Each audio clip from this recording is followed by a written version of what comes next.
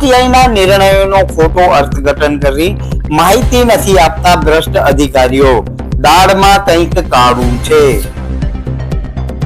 માહિતી અધિકાર અધિનિયમમાં મર્યાદિત અરજી કરવાનો કોઈ જ નિયમ ન હોવા છતાં આરટીઆઈ કાર્યકર્તાને અરજી મર્યાદિત કરવાનો આદેશ આપ્યો.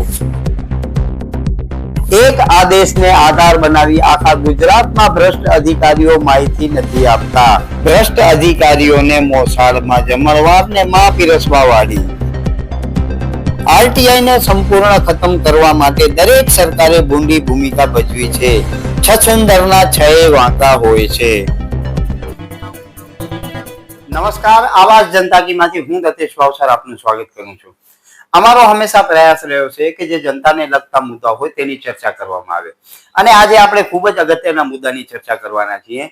આરટીઆઈ એટલે માહિતી અધિકાર અધિનિયમ. માહિતી અધિકાર અધિનિયમ એ 2005ના વર્ષમાં દરેકે દરેક ભારતના નાગરિકને મળેલો અધિકાર છે, અને એ અધિકારના માધ્યમથી આપણે ભૂતકાળમાં જોયું કે ખૂબ જ મોટા ભ્રષ્ટાચારો બહાર પાડવામાં આવ્યા હતા. પરંતુ આરટીઆઈ ની હાલત આજે એવી થઈ ગઈ છે કે આરટીઆઈ નો હથિયાર સંપૂર્ણપણે બૂઠો કરી નાખવામાં આવ્યો છે. આપણે અતીતમાં જોયું છે કે ખૂબ જ મોટા મોટા જે ભ્રષ્ટાચારો છે, ઇલેક્ટોરલ બોન્ડનો મામલો કહીએ કે એના સિવાયના ઘણા બધા એવા મામલાઓ છે કે જે આરટીઆઈ ના માધ્યમથી જ બહાર આવ્યા છે, અને એટલા માટે જ આરટીઆઈ એવો હથિયાર બની ગયો છે કે કોઈ પણ સરકારના ગળામાં ઉતરતો નથી. હવે ગુજરાત માહિતી આયોગે હમણાં હાલમાં જે વિવાદાસ્પદ જજમેન્ટો આપ્યા છે, આજે આપણે ખાસ એની ચર્ચા કરવાના છીએ.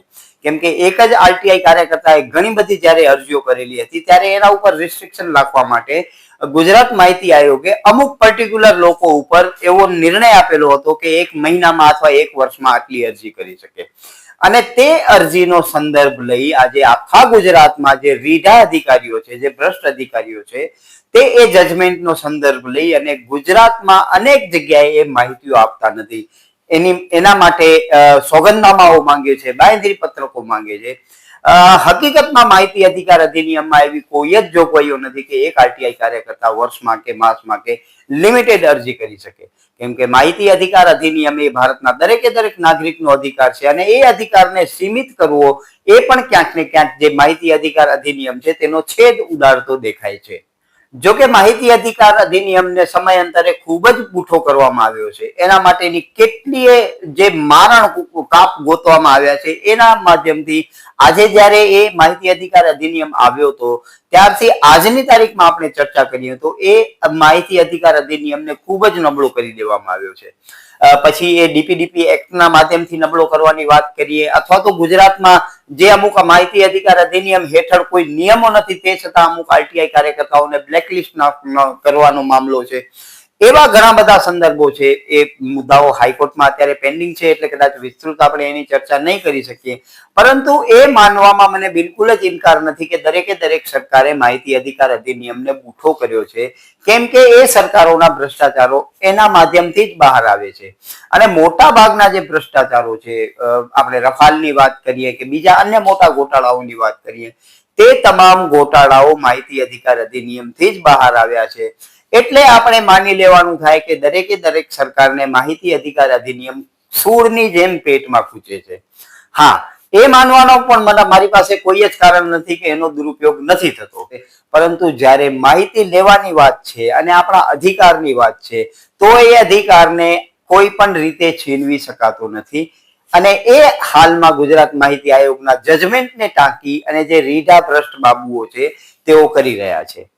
જોકે આ બાબતે માહિતી આયોગે પણ એક પ્રેસ રિલીઝ આપીને ખુલાસો કર્યો છે કે જે રિસ્ટ્રિક્ટેડ આરટીઆઈ કરવાનો જે એમનો જજમેન્ટ છે એ પર્ટિક્યુલર એ વ્યક્તિ વિશેષ માટે જ લાગુ પડે છે. તેની પ્રેસ નોટો આયોગે આપી છે, તેની ખૂબ જ બહોળા પ્રમાણમાં પ્રસિદ્ધિ કરી છે. તેમ છતાં ગુજરાતના જે રીઢા અધિકારીઓ છે તેમને આ એક મોકો મળી જાય છે, અને આરટીઆઈ કાર્યકર્તાઓ જે આરટીઆઈ કરે છે તેમની પાસેથી બાંહેધરી પત્રકો માંગે છે, એફિડેવિટો માંગે છે, ને એવું પણ કહે છે કે તમે એક લિમિટથી વધારે આરટીઆઈ નથી કરી શકતા, એટલે તમને માહિતીનો જવાબ આપવા પાત્ર નથી. એટલે આમ જોઈએ તો માહિતી અધિકાર અધિનિયમમાં કોઈ જ જોગવાઈઓ ન હોવા છતાં પણ આરટીઆઈ કાર્યકર્તાઓને આવા બહાનાઓ ધરી અને માહિતીથી વંચિત રાખવામાં આવે છે. એટલે માહિતી જે આપવા પાત્ર માહિતી છે તે માહિતી આપતા નથી, તે પણ માહિતી અધિકાર અધિનિયમમાં માહિતી ન આપવા સમાન લેખવામાં આવ્યો છે. જેમ છછુંદરના છ વાંકા હોય એ જ રીતે જે ગુજરાતના જાહેર માહિતી અધિકારીઓ છે, કેમ કે તેઓ ક્યાંક ને ક્યાંક ભ્રષ્ટાચારમાં લિપ્ત છે, એક આગળો બહાર આવે, હિસાબો બહાર આવે તો એમના જ તકલીફ થાય એમ છે. એટલા માટે માહિતી અધિકાર અધિનિયમને ગમે તે પ્રકારે ટૂંકો કરવામાં આવ્યો છે. ગુજરાતમાં તો તમને ધ્યાનમાં હશે કે જે આયોગના અધિકારીઓ છે તેમની પણ બઢતી ને ગઢતી ને પ્રમોશન ને સરકારે પોતા હસ્તક લઈ લીધો છે. અને થોડા સમય પહેલે પણ એવો એક નિર્ણય આવ્યો હતો કે એક એનામાં જે આયોગમાં જજ હતા તેમણે સરકાર વિરુદ્ધના જજમેન્ટો આપ્યા હતા અને કઈ રીતે એને દૂર કરવામાં આવ્યા હતા. મોટા ભાગના જે માહિતી આયોગમાં જે આવતા હોય છે કમિશનરો, તે કમિશનરો મુખ્યમંત્રી કચેરીમાંથી રિટાયર થયેલા જ હોય છે. એટલે તે જગ્યાએ તેમણે કેવા ધંધા કર્યા છે એની આપણે કોઈ ચર્ચા કરવાની રહેતી નથી, પરંતુ આ જગ્યાએ આવ્યા બાદ પણ તેઓ ક્યાંક એવું લાગે છે કે સરકારની તરફેણમાં જ જજમેન્ટો આપતા હોય છે અને નિર્ણયો આપતા હોય છે. તેનાથી માહિતી અધિકાર અધિનિયમને પણ બૂઠો કરવામાં આવ્યો છે અને જે આરટીઆઈ મેળવતા કાર્યકર્તાઓ છે તેમને પણ નાસીપાસ થવાનો સમય આવ્યો છે, કેમ કે માહિતી મળતી નથી, એ ભ્રષ્ટાચારો બહાર આવતા નથી. પરિણામ સ્વરૂપે જે માહિતી અધિકાર અધિનિયમ બનાવવામાં આવ્યો છે તેનો પણ આજે કોઈ જ ઉદ્દેશ્ય સર થતો હોય તેવો લાગતો નથી. એટલે આ બાબતે અનેક ફરિયાદો થઈ છે અને ફરિયાદો બાદ અમુક કિસ્સાઓમાં આયોગે પણ ખુલાસો કર્યો છે કે આરટીઆઈ કાર્યકર્તાઓને બીજી માહિતી આપવા પાત્ર છે. અમુક કાર્યકર્તાઓને ત્યારબાદ માહિતી મળી પણ છે, પરંતુ અત્યારે બહોળા પ્રમાણમાં આખા ગુજરાતમાં જાહેર માહિતી અધિકારીઓ એક જ જજમેન્ટને ટાંકીને માહિતી અધિકાર અધિનિયમ હેઠળ માહિતી આપતા નથી તેવું દરેકે દરેક જગ્યાએ આપણે જોવા મળ્યું છે.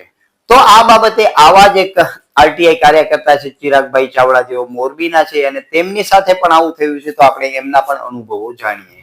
આરટીઆઈ કાયદામાં કોઈ પણ એવી જોગવાઈ કરવામાં નથી આવેલી.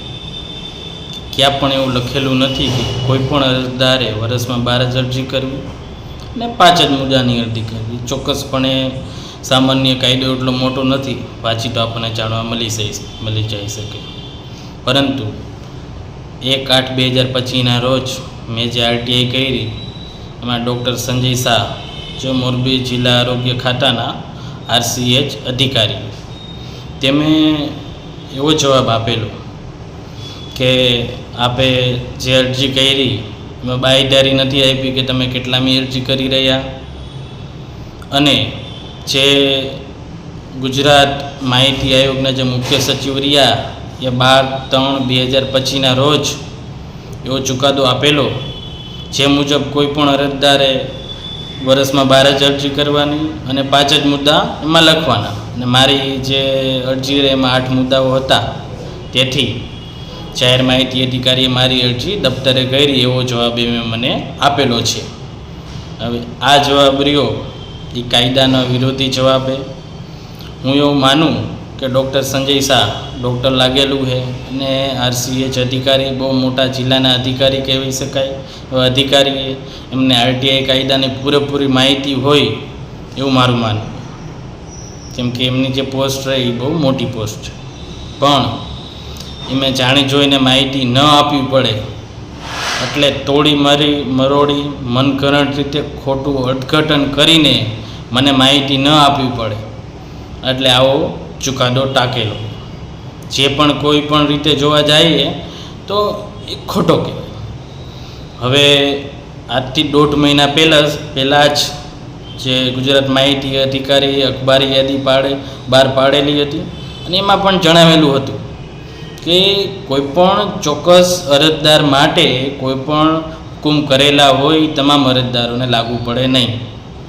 છતાં પણ જો આવો જવાબ લખવાનો આવે વારંવાર તો 1.5 મહિના પહેલાં પણ અખબારી યાદી બહાર પાડીને આજે અથવા ગઈકાલે પણ એમ અખબારી યાદી બહાર પાડેલી, કેમ કે જાહેર માહિતી અધિકારી આરટીઆઈના ઉલ્લંઘન કરવા, માહિતી ન આપવા માટે આવું કરી રહ્યા તે ગેરવ્યાજબી.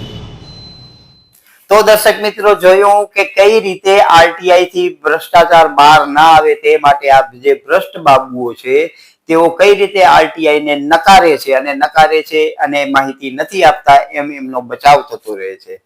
આમ જે માહિતી અધિકાર અધિનિયમનો જે મુખ્ય ઉદ્દેશ્ય હતો તે મુખ્ય ઉદ્દેશનો સરેઆમ કત્લ કરવામાં આવ્યો છે તેવું કહેવામાં પણ મને અતિશયોક્તિ લાગતી નથી. નમસ્કાર, આવાજ જનતા કી માંથી હું દતેશ ભાવસાર. તમને અમારી સ્ટોરી સારી લાગે તો લાઈક કરો, સારી ન લાગે તો અમને સૂચન આપો, પરંતુ સબસ્ક્રાઇબ કરજો જરૂર. નમસ્કાર.